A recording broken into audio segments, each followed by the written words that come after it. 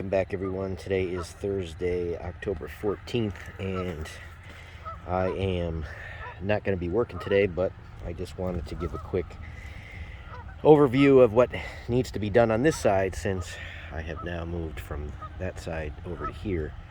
And we got a lot of rain, and I have not started since I got back from moving Uncle Greg from Connecticut. I also picked up some lumber I'll be showing you. I'm going to be adding a lean-to onto the other side of the shop, and actually putting a little boathouse extension on the lean-to that's on the right side of the shop to put my boat in. So I'm going to be periodically in between, I'm going to be working on that, and I'm not going to film all that. I'll talk about that in another one, but I've already done one video on that, so I'm not going to do another one.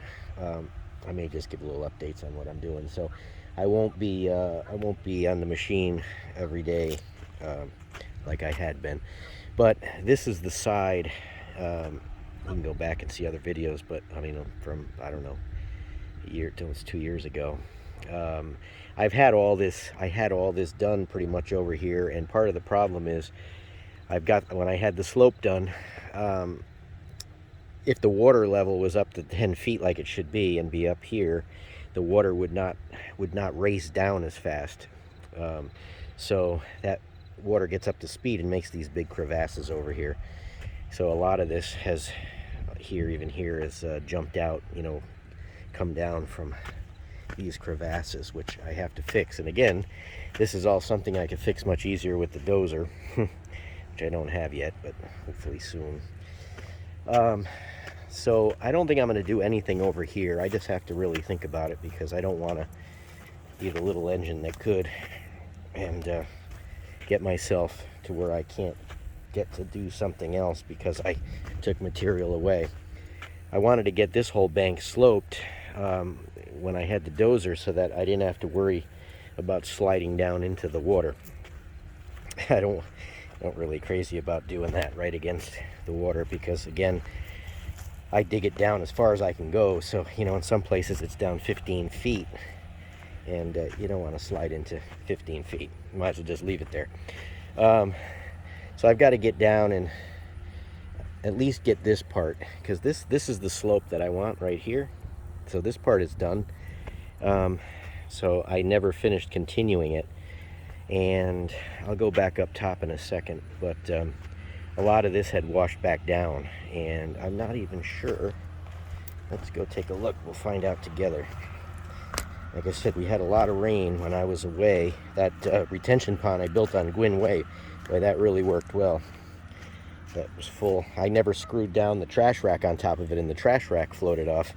I mean, it was there, but I never put the screws in it, because I said, well, this way I can clean it out without having to take the screws out.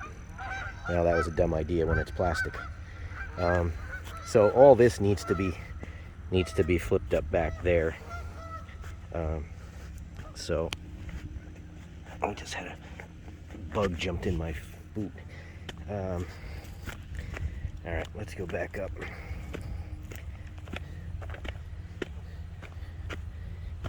So this is good right here, but all that needs to come out. Like I said, a lot of that needs to come out. That slope is too shallow.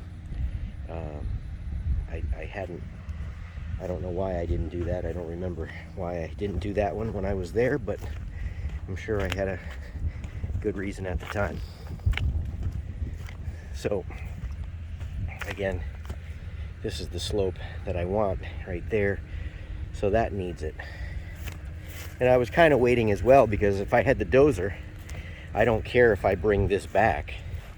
I could have just started grading this down, cutting this down to there, and I wouldn't even have to move it. But if you look right here, again, on the camera you don't really see, but from right there to right there is probably 3 feet slope.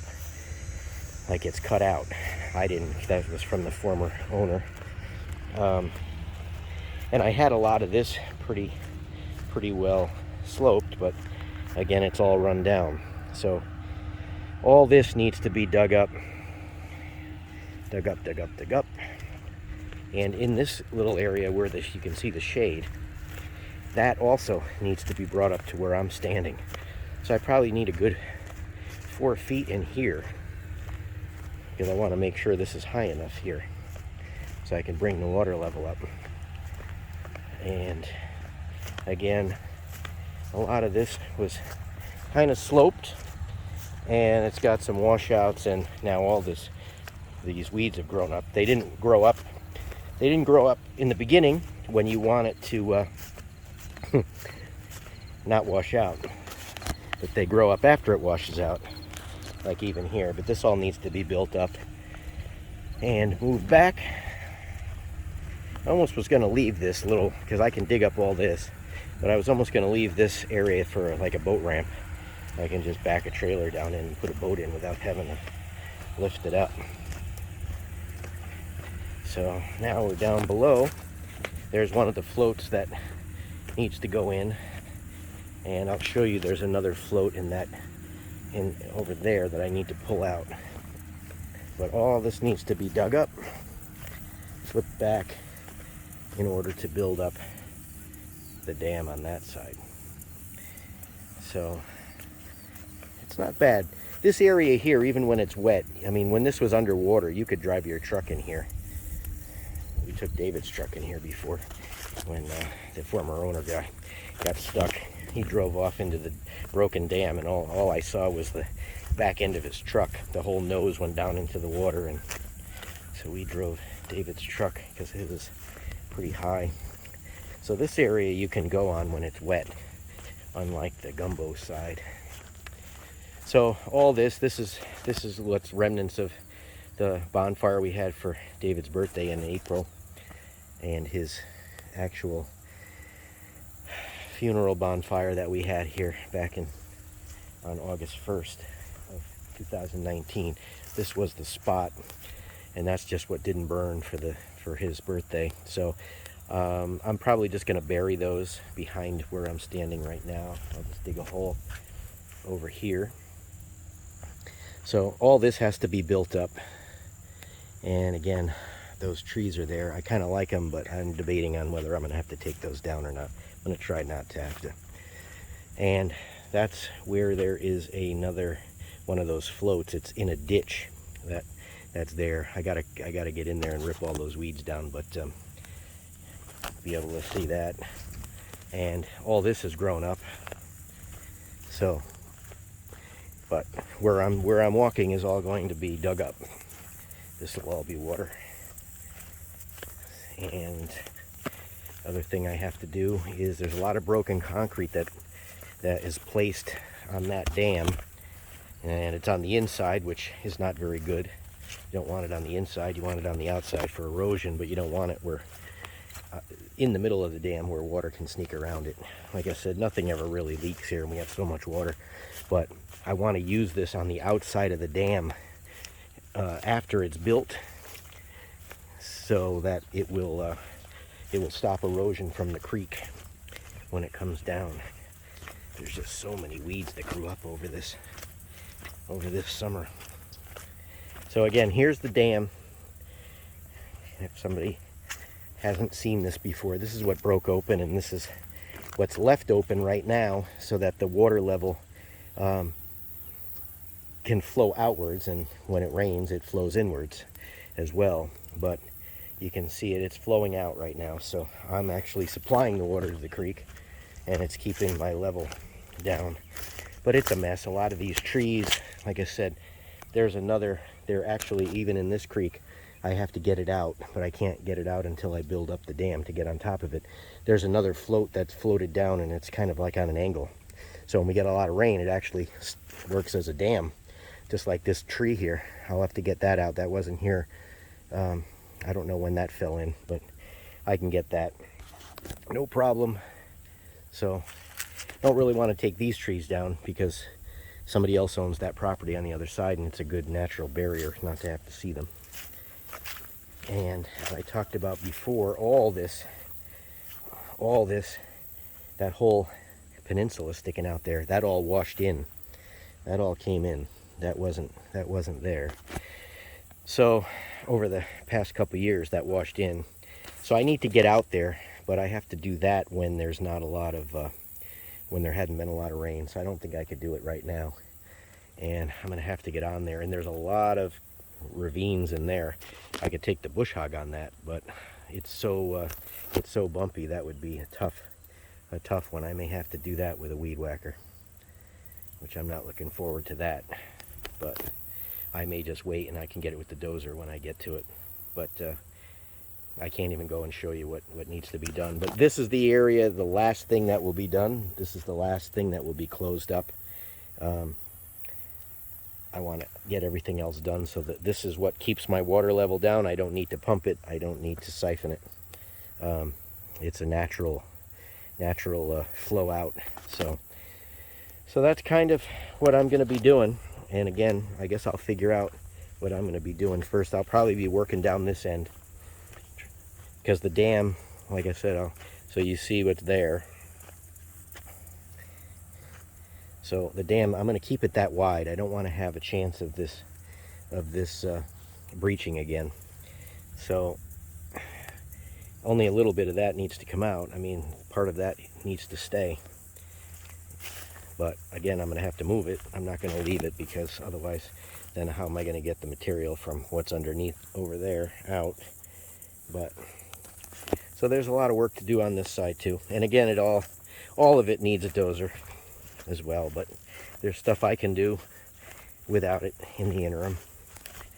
So, and the way around is going to be, if you go back and look, I'll try to put a link to the diversion trail, but it'll be on the other side of those trees is the diversion trail, and the dam will be there. So basically the water will be here, and I don't have to build up too much on that side, just a little bit, just to raise up the height of it a little bit. But yeah, so I haven't been down in here for a while, and that's why these trees have grown up. So, and that is a low spot in there, which is why they're growing so much, because they get a lot of water.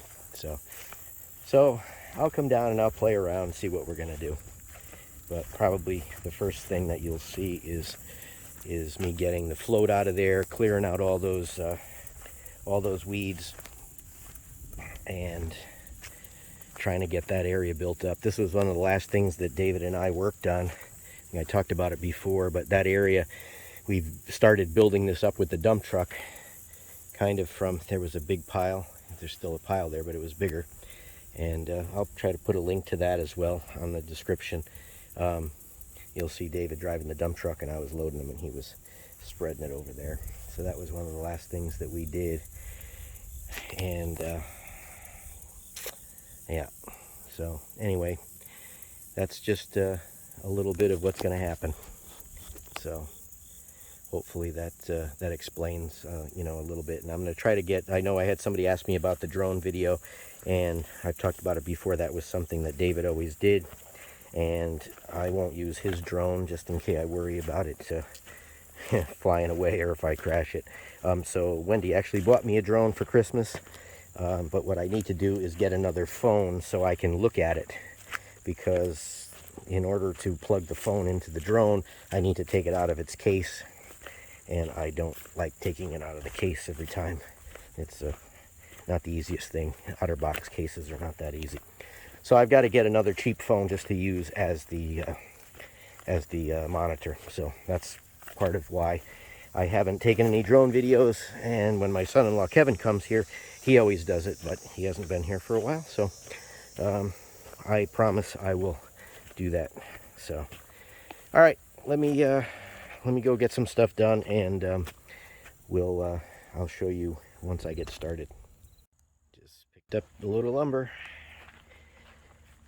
Put the lean-to on the other side, just like is on the right side. Gonna put it on the left side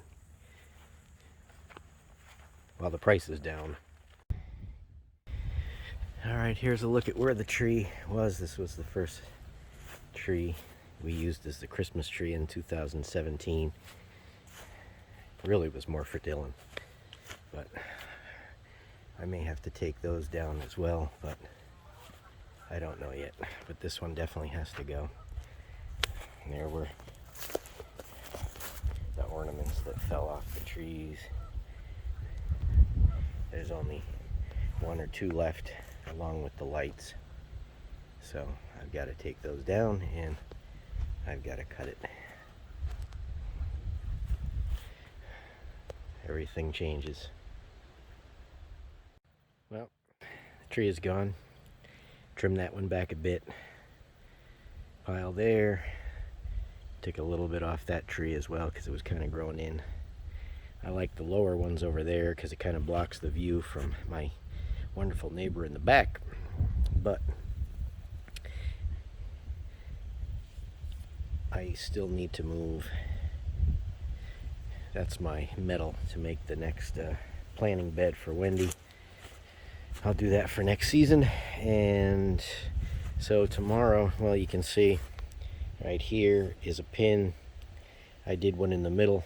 That's 15 foot to the outside, so it's 177.5 inches to the center of the holes.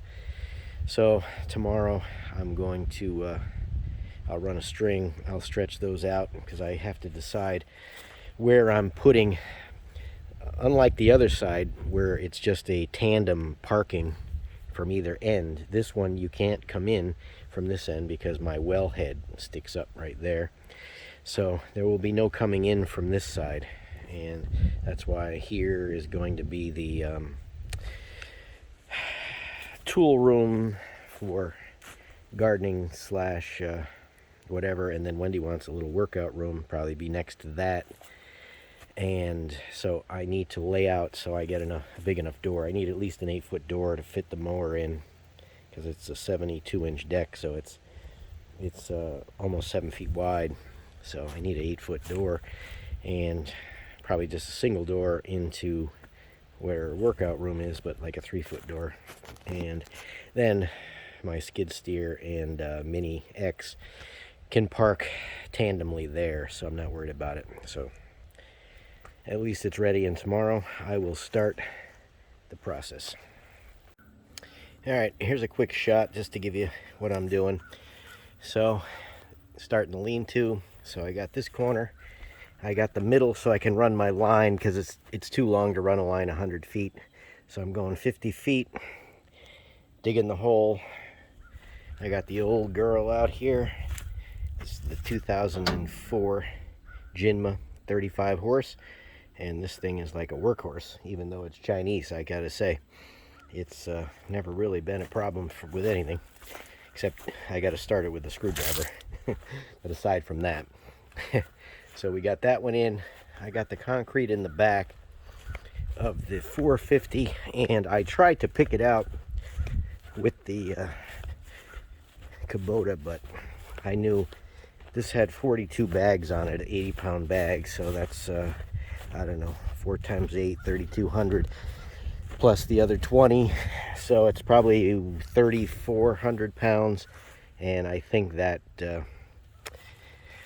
that loader is only rated, it's 1,154 kilograms, and I'm no metric expert, but I think it's only around 700 pounds, something like that, so I'm probably about 800 pounds over.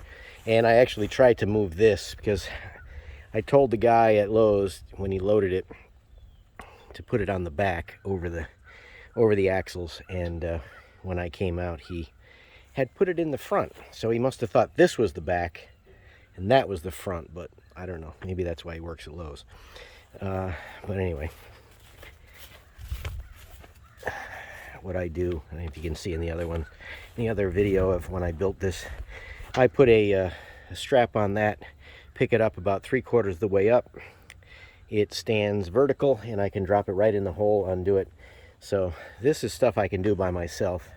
Well, there's the strap. That's the one David and I used. We put all the 8x8s. These are 6x6s, and the shop has 8x8s, but it only needs 6x6s for this. So, all right. Well, I told you I wasn't going to make a video of it, but I'm just going to put little clips in on certain videos. So, all right. Well, I'll give you another shot when I get to something that's interesting, I guess. Here's a shot of how I think is the best way to set a post. Strap about 3/4 of the way up, right over the fork. It's it's vertical. You just drop it right in the hole. You can do it by yourself. And when you let the pressure off, that drops down. You can slide it right off the fork. I've seen other videos of how people do it. They just sit them on the forks and somebody else drops it in the hole. You got to pick it up. But this is the way I think is the best. So I figured I'd show you, and you can do it the way you want to do it. But I think this is the best and easiest and safest way to do it. So I just quick shot of that. Here they come.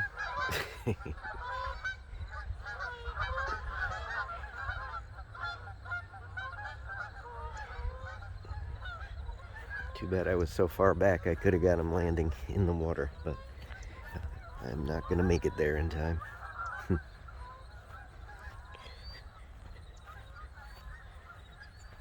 All right, quick shot. All the posts are in. I'm 2 bags short. I got 42 bags. That's what was on a pallet and all wrapped up, and it might have rained on the day when I picked them up, so I'm going to pick up 12 more bags because, as I mentioned before, I'm going to be putting a boathouse on the other side, which is 20 feet by 12 feet. This one is 100 feet by 16 feet, so this one's a little bigger. So down this end is going to be where the lawnmowers and Wendy's garden equipment and all that goes, and she wants a little workout room. So I'll probably put a concrete floor in, probably to here. This will all be concrete. The rest of this will stay open. Really, all I want to put in, I'm going to actually put the big techs in here until I get the skid steer and the mini excavator, and that's what's really going to go on in here. So there's plenty of room for that, and I'll like to put the some of the buckets and stuff at the end. I'll probably make a rack or something in here where I can just put them and drop them in, so they're not outside all the time, but I can grab them. All right, that's enough of that.